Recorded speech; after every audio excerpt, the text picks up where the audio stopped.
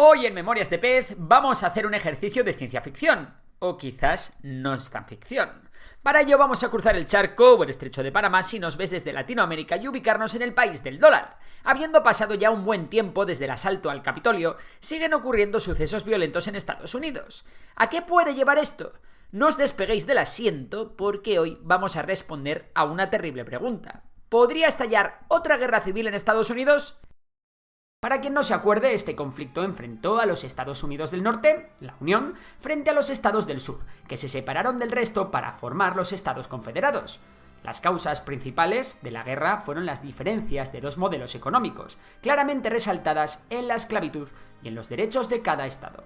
Como muchos sabéis, la elección de Lincoln como presidente en el 1860 fue una de las razones principales para que los confederados se lanzasen al ataque.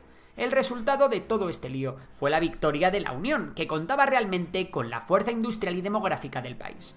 Todo terminó con la perseveración de la Unión y el fin de la esclavitud en los Estados Unidos. Esta guerra dejó profundas cicatrices en la nación, que aún podemos ver a día de hoy, y que incluso siguen trazadas en el mapa de Estados Unidos. Pero bueno, en el presente ya no hay esclavos y las diferencias entre el sur y el norte del país se han reducido mucho. Entonces, ¿qué está pasando para que se nos haya ocurrido hacer este vídeo? Pues lo cierto es que el tío Sam no está atravesando su mejor momento. De hecho, podemos decir que está pasando por uno de sus peores momentos, siempre teniendo en cuenta que hablamos de la gran potencia mundial, claro. Y es que a pesar de que haya muchísimas empresas que suben como la espuma, de que un único estado tenga el quinto PIB más alto del planeta y de que el SP500 brille por sí solo, los indicadores económicos no son lo único que nos habla del futuro de un país. Pero bueno, en el presente ya no hay esclavos, y las diferencias entre el sur y el norte del país se han reducido mucho. Entonces, ¿qué está pasando para que se nos haya ocurrido hacer este vídeo? Pues lo cierto es que el tío Sam no está atravesando su mejor momento. El asesinato de Charlie Kirk, activista de ultraderecha y todo un símbolo en la juventud estadounidense, ha sacudido profundamente la política estadounidense y ha aumentado aún más la extrema polarización que vive el país. Kirk fue asesinado el 10 de septiembre de 2025 mientras participaba en un evento en la Universidad del Valle de Utah, la Utah Valley University. Durante la actividad, un francotirador disparó desde una posición elevada, alcanzando a Kirk en el cuello y provocándole la muerte. ¿Quién era esta persona? Pues Kirk se convirtió en un aliado mediático de Donald Trump y de los MAGA.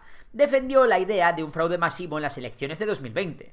Relativizó la pandemia del COVID-19 promoviendo el rechazo a las vacunas y a las restricciones, y legitimó discursos de guerra cultural alimentando la radicalización política en los campos universitarios. Kirk empleaba para ello un populismo de redes sociales basado en el enfrentamiento constante, la victimización de los conservadores y la normalización de las narrativas extremas. Sin embargo, este asesinato viene detrás de una serie de episodios de violencia política que en los últimos años han dejado de ser marginales. El asalto al Capitolio, los intentos de magnicidio, ataques a legisladores, asaltos a instituciones y tiroteos motivados por motivos políticos. El caso de Charlie Kirk no es solo un crimen aislado, sino un síntoma de un país donde el adversario político se percibe cada vez más como un enemigo existencial y donde la violencia ha pasado de ser la excepción a convertirse en una constante que sí, podría llevar a una guerra civil. Pero, ¿y si te dijese que las raíces de todo esto son mucho más profundas? Toda esta violencia tiene un origen remoto. Aunque bueno, realmente no es tan remoto. La politóloga Barbara Walter identifica 4 factores determinantes que preceden a las guerras civiles. 1. La aparición de la anocracia, que no significa que los políticos gobiernen como el culo, aunque de eso haya mucho. Digamos que una anocracia sería una mezcla de democracia con muchas injusticias y prácticas autoritarias. 2. El faccionalismo o divisiones étnicas, religiosas o culturales. En resumen, la polarización. 3. La pérdida del poder por parte de un grupo social. Y 4. La pérdida de la esperanza en el sistema tras procesos de cambio fallidos. ¿Ha ocurrido todo esto allí?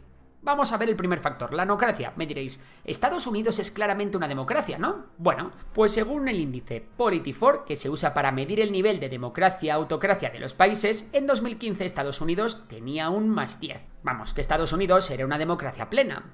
En 2021, este mismo indicador puntúa a Estados Unidos con un +5. Este índice tiene en cuenta cosas como la separación de poderes, las restricciones al poder ejecutivo, la competitividad y la apertura en las elecciones. Y sí, ahora sí que podemos acordarnos de Trump.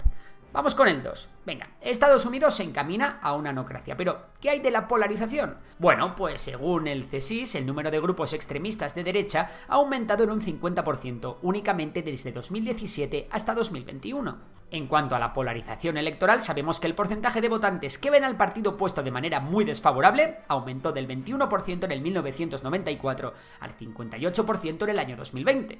En prácticamente todos los temas que tocan de cerca la política estadounidense, la opinión se ha polarizado. Los proarmas son cada vez más proarmas, mientras que los que buscan la prohibición de estas cada vez tienen más clara su posición. Esto mismo pasa con el aborto, el cambio climático y con una infinidad de cosas. Y es que en la década de los 90 los republicanos y demócratas mostraron mucho mayor grado de acuerdo. Para que os hagáis una idea, para los republicanos el cambio más significativo fue la idea de que el gobierno federal tiene demasiado poder, con un 39% de los republicanos de acuerdo con esa noción en 2002, frente a un 82% que estaban de acuerdo en 2016. En el bando demócrata, el mayor cambio fue la favorabilidad hacia Cuba, pasando del 32% en 2002 al 66% en 2017. En resumen, que la tensión entre los dos bloques principales del país, los demócratas y los republicanos, ha crecido mucho. Por cierto, en esto de la polarización también ha tenido mucho que ver el tema de las redes sociales. Por supuesto, esta no es nuestra opinión de cuñados. Hay numerosos estudios que confirman que esto es así. Os recomendamos veros el vídeo del canal de divulgación Kurgesat, que trata precisamente sobre este tema. Os lo dejamos en la descripción. 3. ¿Qué grupo social ha perdido poder? Los hombres del cinturón del óxido americano, un área que destaca por un empobrecimiento postindustrial que ha dejado a muchas familias blancas mucho peor que hace unas décadas. La llegada del feminismo, que ha hecho que estos hombres también pierdan privilegios, ha hecho que esta facción acumule un resentimiento creciente, aupando a figuras como Trump con las que se sienten más identificados. La politóloga Barbara Walter no ha sido la única en hablar de este tema. Peter Turchin es un zoólogo multidisciplinar que trabaja en cliodinámica, un campo que combina historia con varias ciencias sociales y usa grandes cantidades de datos históricos en modelos matemáticos para predecir el comportamiento de las sociedades. Sería un poco como el data science de la historia. Hay que entender que dentro de este campo hay mucho margen de error, y los mismos científicos lo tienen en cuenta. Aún así, con este margen de error, las conclusiones de Turchin son claras. Estados Unidos está iniciando un proceso turbulento que puede llevar a su implosión. Una implosión que puede que ya esté ocurriendo y que puede tener varios síntomas observables. Para Turchin, la inminente crisis de los Estados Unidos, y cualquier crisis siguiendo su modelo, se debe a dos factores principales: la pauperización del pueblo, es decir, su empobrecimiento y el deterioro de sus condiciones de vida, y la sobreproducción de élites, cuando hay demasiadas personas compitiendo por un número limitado de posiciones de poder. Esto genera conflictos internos y una insatisfacción entre aquellos que no logran alcanzar estas posiciones. Pero bueno, que estos dos factores se resumen muy claramente en una única palabra: desigualdad. Y es que Estados Unidos tiene un coeficiente de Gini que mide la desigualdad altísimo para ser un país desarrollado. La deuda promedio de las tarjetas de crédito por hogar era de $6.270 en 2021, según datos de la Reserva Federal, y en 2020 más de medio millón de personas estaban sin hogar. La crisis del fentanilo se ha cebado con los más desfavorecidos y, como os hemos comentado, y como hemos dicho, la percepción de la clase trabajadora del cinturón de óxido es que ha perdido mucha calidad de vida. La esperanza de vida de Estados Unidos es preocupantemente baja para un país desarrollado, y más preocupante aún para la que se supone como la principal potencia del bloque occidental de las democracias. Una cosa aún peor, la esperanza de vida no sube, ha bajado varios puntos en los últimos años debido a su deficiente sistema sanitario, las drogas, los homicidios y la gestión del COVID. Vamos, que en el país de la libertad eres libre si te toca nacer en un pequeño porcentaje de la población. Sin embargo, las élites han crecido, mientras que el número de multimillonarios no ha dejado de aumentar en las últimas décadas. Hay una enorme cantidad de universitarios luchando por encontrar la puerta a ese ansiado ascensor económico. La saturación de profesionales altamente cualificados ha llevado a una mayor competencia por puestos de trabajo de alto nivel. El número de personas con títulos avanzados, es decir, másters y doctorados, se ha triplicado desde 1970, llegando a más de 21 millones en el año 2020. Y después de esta catarata de datos, resumimos todas las causas que podrían llevar al inicio de un conflicto en Estados Unidos. 1. El empobrecimiento del pueblo. Las clases medias han bajado, mucha gente conoce una vida mejor anterior y la desigualdad está en su pico máximo. 2. La sobreproducción de las élites, es decir, la aparición de clases formadas que no tienen acceso al marco económico para el que se han formado. Mientras tanto, los más ricos ganan más que nunca. 3. El empeoramiento de la calidad democrática. Nombramientos judiciales controvertidos, lawfare y obstrucción del Ejecutivo. 4. Polarización política, racial y religiosa, acelerada por el mal uso de las redes sociales. 5. Pérdida de poder de la clase blanca trabajadora, que muchos políticos populistas han utilizado para culpabilizar al inmigrante. 6. Desconfianza en el sistema. La falta de interés en la política, las fake news que demonizan al gobierno federal, la corrupción y los fraudes políticos. 7. La violencia estructural y la falta de seguridad. Y es que el Estado está fallando al garantizar derechos básicos. La esperanza de vida disminuye, la falta de vivienda es alarmante y la crisis del fentanilo deja cientos de miles de muertos al año. 8. Falta de cohesión nacional. Y es que aunque sea poco creíble, hay personas que empiezan a plantearse que sus estados pertenezcan a los Estados Unidos. Y por último está la tenencia de armas. Y es que la proliferación de las armas de fuego está llevando a la aparición de milicias espontáneas con un marcado carácter político. Como dijo Viggo Mortensen, nuestro querido Aragorn, no hace tanto, Estados Unidos vive el peor momento de tensión desde la Guerra Civil. Y esto tiene que parar.